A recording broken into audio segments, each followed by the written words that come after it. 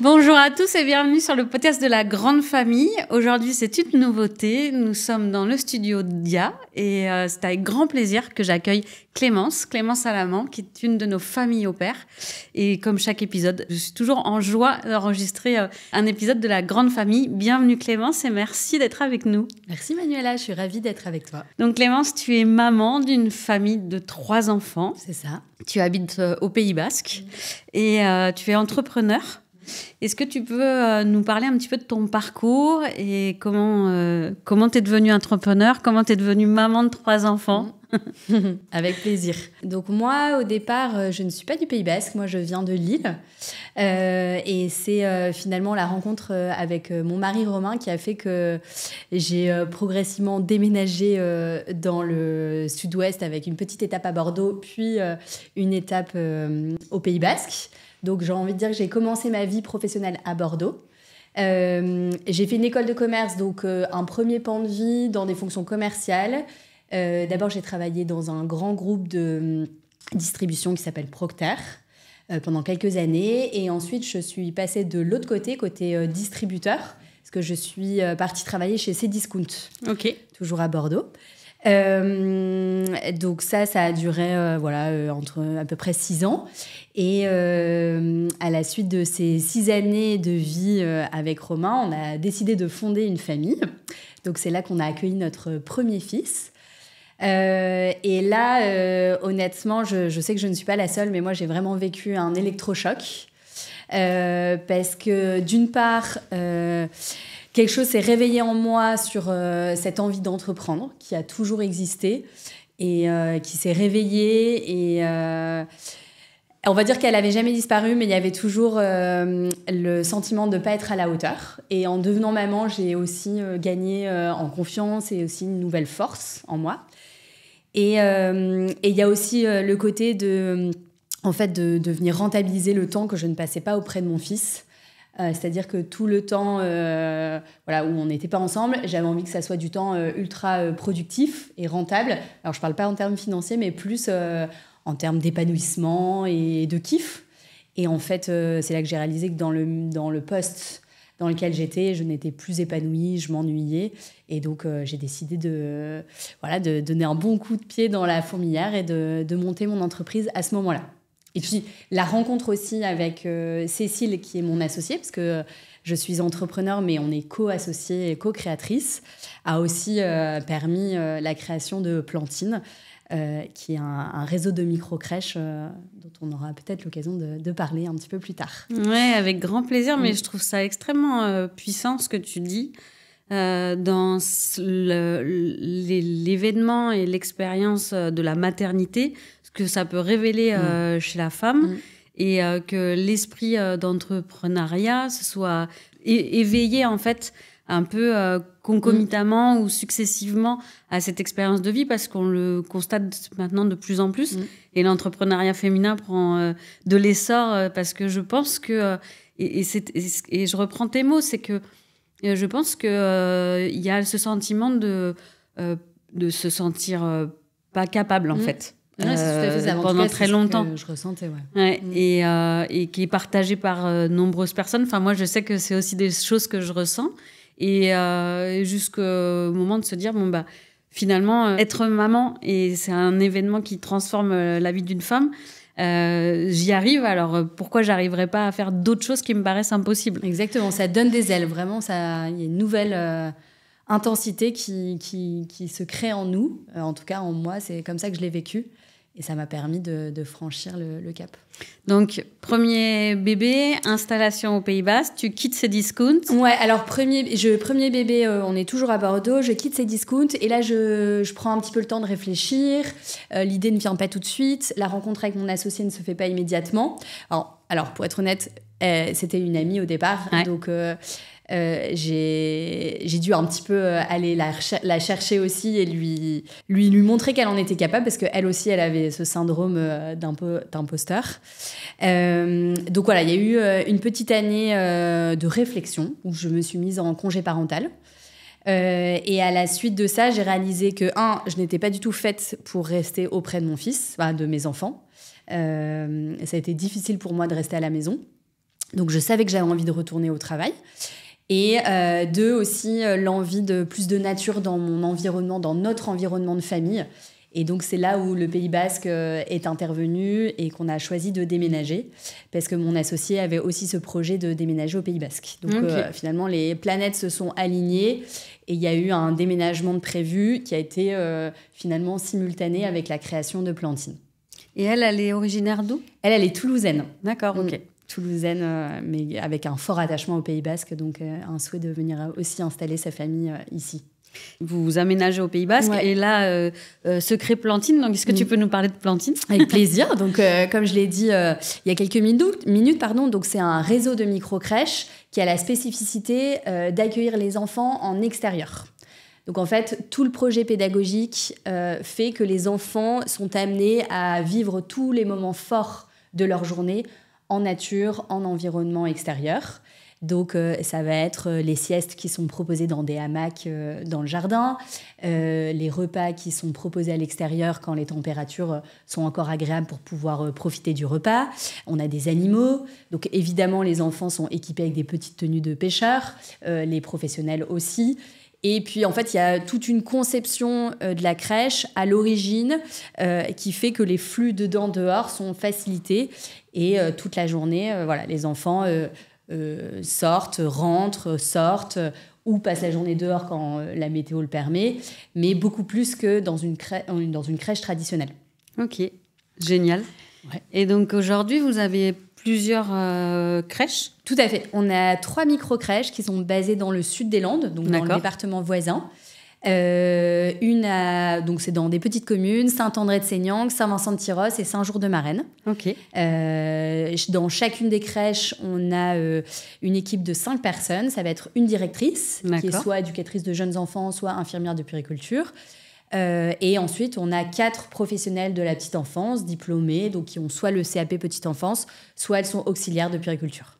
Ok, génial. Donc tu vois, ça fait une équipe de 15 personnes à peu près à manager. Super. Et en parallèle de ça, il y a 2 autres bébés qui sont arrivés. Et oui, exactement. Tu suis bien. En arrivant au Pays Basque, j'étais enceinte de notre 2e garçon, qui est né pour le plus grand plaisir de son papa à Bayonne.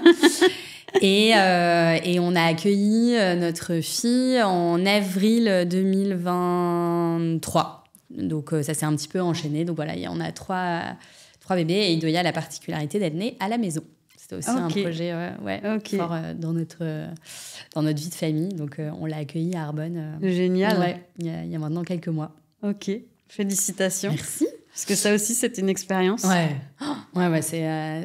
C'est vraiment quelque chose de très, très fort. Et ça aussi, on parlait tout à l'heure de la force qu'on a en devenant maman, en accouchant... sans péridurale, à la maison, dans un cadre chez soi, ça donne aussi une autre dimension dans cette intensité, dans cette force qu'on peut ressentir en tant que femme. Oui, et j'étais en train de me dire en t'écoutant, et sur l'enfant, en fait. Je pense que pour l'enfant, le fait de vivre dans la maison dans laquelle il grandit, je peux pas m'empêcher de penser que ça... En termes de vibration, c'est sûr que c'est pas neutre.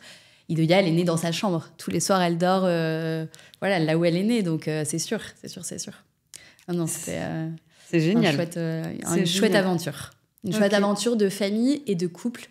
Parce que aussi, les papas, quand j'ai proposé à Romain ce projet d'accouchement à domicile, clairement, il n'a pas forcément eu la même implication que pour les 2 premiers accouchements. Là, il n'a pas loupé un rendez-vous de sage-femme.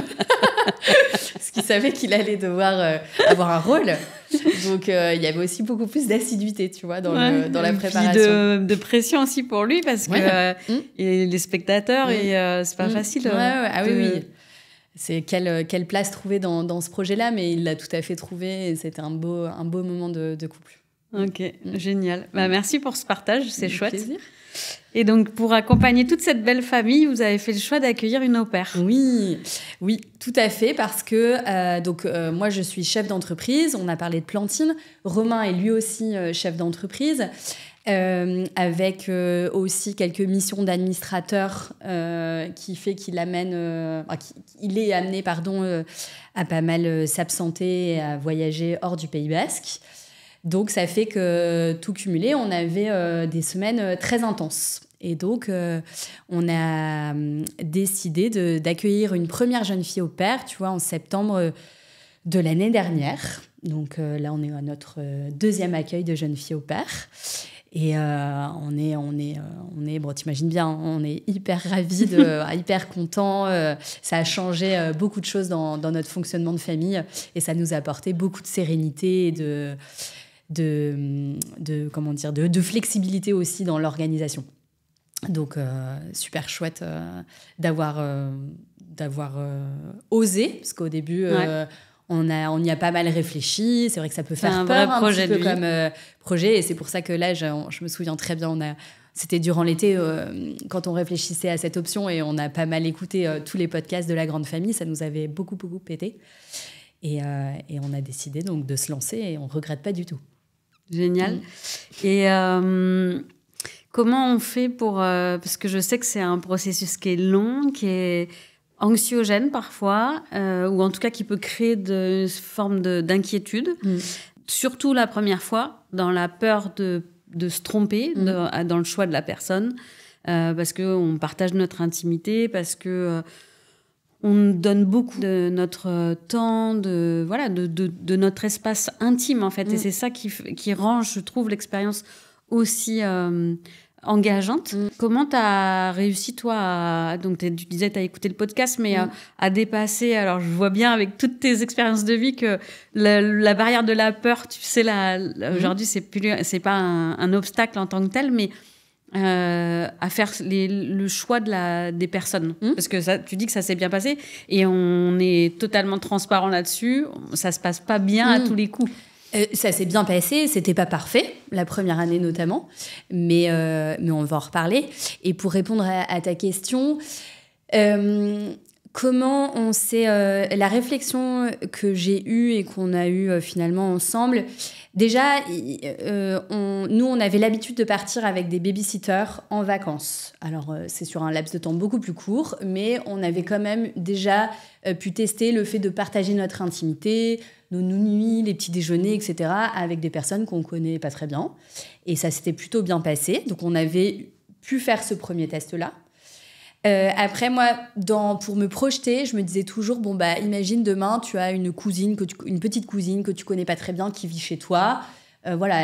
Qu'est-ce que ça vient titiller dans ton intérieur? Et c'est un peu comme ça que je me projetais. Est-ce que ça me donne plus envie? Est-ce que je me projetais comme ça? Ça me permettait de me projeter et de me dire, voilà ce qui va se passer à partir de la rentrée. Il va y avoir une jeune cousine que tu connais pas très bien, mais qui est là pour t'aider. Donc...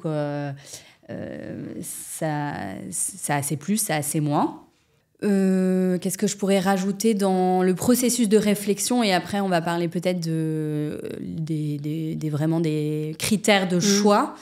Bon, après, nous, on fonctionne un petit peu comme ça avec Romain, c'est qu'on se dit toujours, si ça marche pas, on peut faire marche arrière. Il n'y a rien qui est irréversible. Totalement. Et voilà, on se disait, on le teste et au pire, on aura coché la case que la jeune fille au pair, c'est pas pour notre famille et ça sera pas très grave. Donc, c'était un petit peu, l'état d'esprit dans lequel on était. Et en revanche, ce qu'on a tout de suite souhaité, c'est se faire accompagner. Donc là, on était hyper contents de tomber sur toi et Butterfly, parce que c'est vrai que quand on avait benché, bien sûr, on était tombé sur les sites un peu concurrents, mais... il y avait trop de choix, on était perdus. Donc, le côté se faire accompagner, ça nous a vraiment aidés dans, je dirais, justement, cette étape qui est conséquente. Ça nous a rassurés, ça a apporté un peu oui, ça nous a rassurés dans ce projet qui était avec pas mal d'incertitudes. Et après, dans nos critères, c'est vrai que quand on commence, on se dit, on va trouver la perle rare. Et moi, j'avais adoré ta formulation. Le mouton à 5 pattes n'existe pas. Clémence Romain, on redescend. Donc, on avait compris. Et là, on a la chance d'être entrepreneurs tous les deux. Et donc, on sait que personne n'est parfait. Et c'est la même chose pour les au-pairs. Donc, on a fait notre petite liste de ce qui était important pour nous. Et puis après, on a classé. Pour nous, au départ, évidemment, il y a le fait d'avoir quelqu'un quand un ou deux n'est pas là, parce que Romain est souvent en déplacement, mais ça m'arrive aussi. Donc, il y a cette idée de venir aider l'autre. Mais il y avait aussi l'argument, quand on a choisi de partir sur le projet d'accueillir une au pair, d'assurer de la continuité et de la sécurité. Et pas de la sécurité physique, mais plus de la sécurité émotionnelle pour nos enfants. Vraiment avoir toujours la même personne qui est là le soir, qui connaît nos enfants, les enfants la connaissent, etc. Surtout pour notre fille qui, à l'époque, avait 6 mois et qui aurait eu du mal à avoir plusieurs babysitters s'alterner chez nous. Donc, il y avait vraiment cette recherche-là. Donc après, ça nous mène aux compétences qu'on recherche, qu'on a recherchées. Il y avait l'idée de... Nous, le point principal, c'était que l'au-pair s'entende bien avec nos enfants. Qu'elle aime passer du temps avec nos enfants et que nos enfants aiment passer du temps avec elle. Et typiquement, je me souviens avoir entendu des podcasts où la langue était importante, l'anglais, etc. Nous, c'était pas un critère. Nous, on voulait que ça se passe bien. C'était, voilà. Donc, à partir de là, il y avait le choix de la langue. Donc, pour notre première au-pair, on avait la chance elle était américaine, mais elle parlait un peu français. Ouais. Donc, ça a permis... Bon, elle parlait d'ailleurs très bien français. Donc, ça a permis vraiment de créer une connexion très facilement avec les enfants dès le départ. Et elle parlait... C'est drôle parce qu'elle avait choisi de parler anglais à la dernière. Américain à la dernière. Donc, ça, c'était cool. Donc, ça a compté dans le choix en tout cas, dans les critères de sélection. Et après, il y avait vraiment l'interaction qu'elle allait avoir avec nos enfants. Et ça, on le testait en visio. On voyait comment elle interagissait avec les enfants. C'était important pour nous de voir qu'elle, tout de suite, elle crée le lien, elle les nommait par leur prénom, elle essayait de discuter avec eux.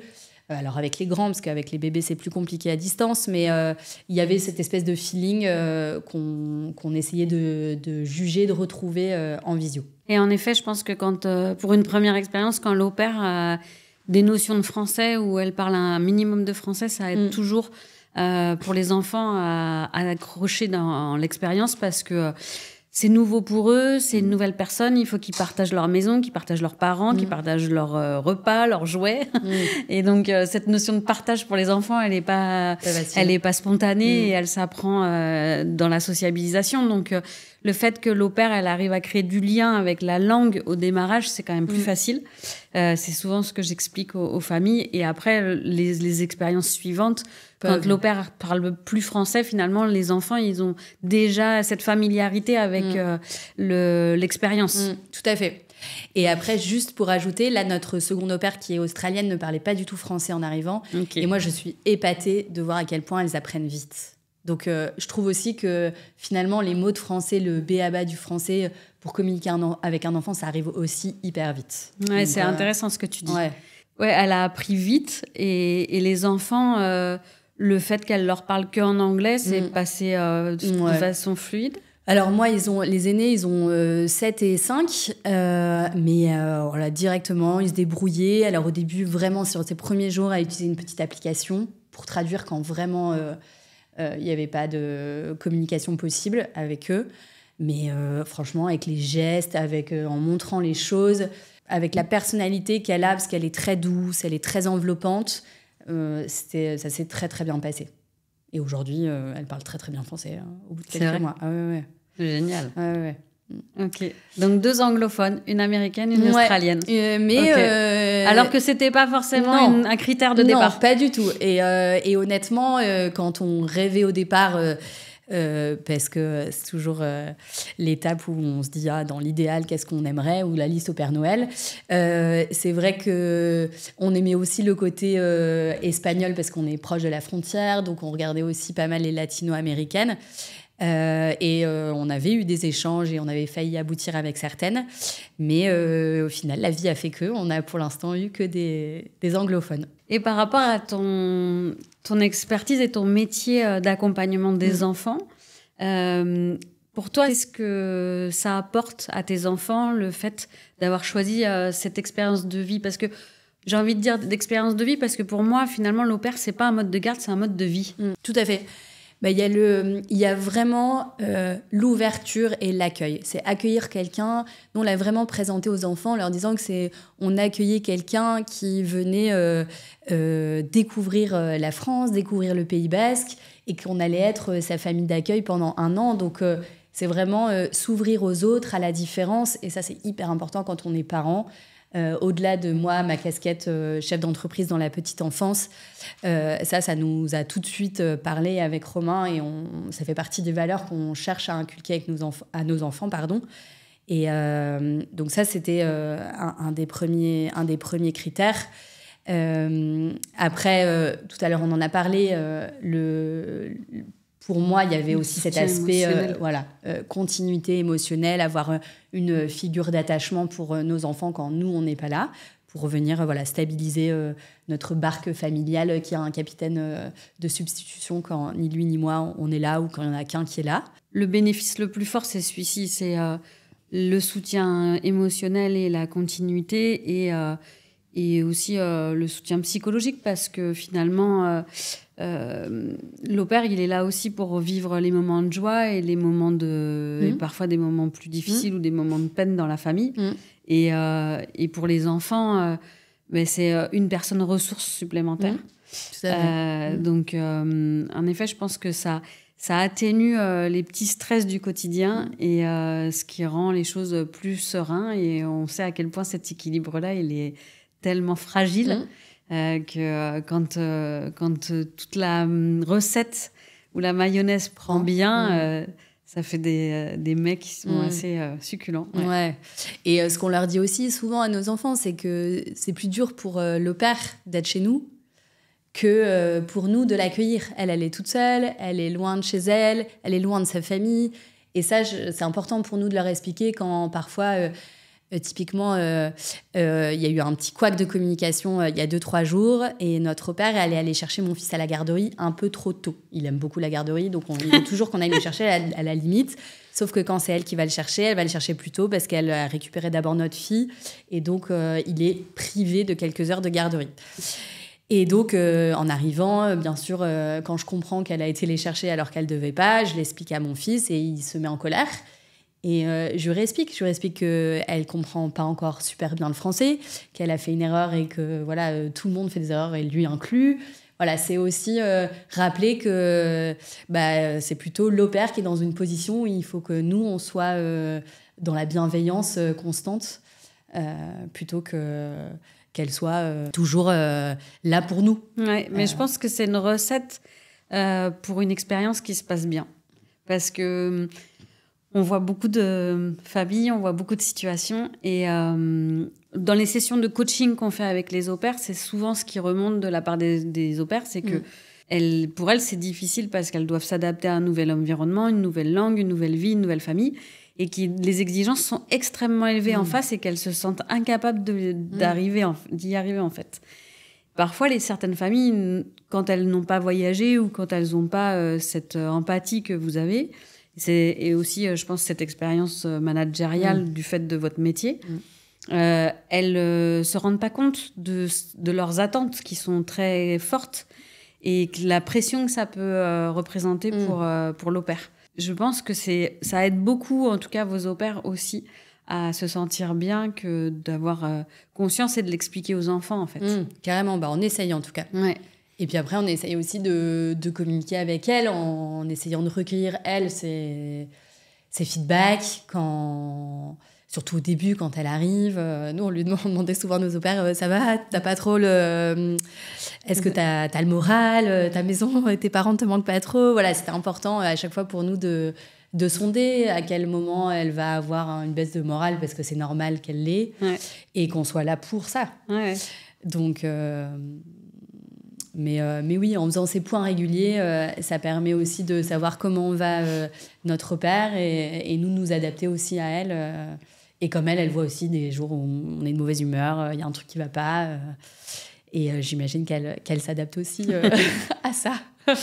Et est-ce que tu as une petite anecdote de quelque chose d'un souvenir que vous avez vécu avec votre père ou que les enfants ont vécu Ouais, alors c'était drôle. La dernière fois, on est partis en randonnée en montagne tous ensemble, et donc on a la chance d'avoir un van, donc on peut tous rentrer dedans, parce qu'il y avait aussi cette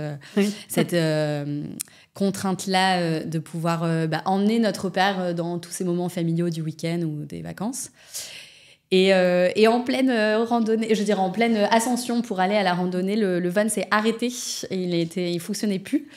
Du coup, on a dû faire descendre toute la montagne en marche arrière. Et c'est vrai que j'ai demandé à Emma de sortir avec les enfants, de les rassurer. Ils comprenaient pas pourquoi moi j'aidais mon mari à manœuvrer, lui qui manœuvrait, ça créait un bouchon. Il y avait une petite tension de la part des enfants et là j'étais ultra rassurée de voir que elle était avec eux et que ça se passait bien. C'est hyper anecdotique versus tout ce qui se passe au quotidien, même quand je suis pas là à la maison, mais ça a été un moment fort parce qu'on en reparle en se marrant. Et donc forcément quand on se marre ça reste un bon souvenir. Ouais. Ok, super.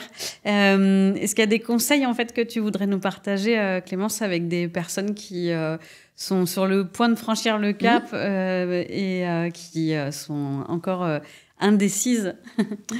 Et ce que je peux donner comme conseil qu'on a fait pour notre second au pair et qui a bien fonctionné, c'est qu'on l'a fait arriver dans un lieu de vacances un peu plus tôt que le jour de la rentrée en septembre. Et donc, on a pu se découvrir et se rencontrer en douceur dans un lieu sans organisation. Et ça a été un super temps, un peu une sorte de bulle de décompression, d'atterrissage pour elle et pour notre famille aussi. Et ça a permis ensuite de commencer la rentrée, mais on se connaissait déjà, on savait comment on fonctionnait. Et ça a été, on a gagné du temps, je pense, en compréhension. On est parti avec des bonnes bases. Merci beaucoup pour tous ces échanges et tout ce partage. Si cet épisode de la grande famille vous a plu, n'hésitez pas à le partager et à liker. C'est très important pour nous. C'est toujours un grand plaisir pour moi et je vous dis à très bientôt et je vous souhaite le meilleur pour la suite.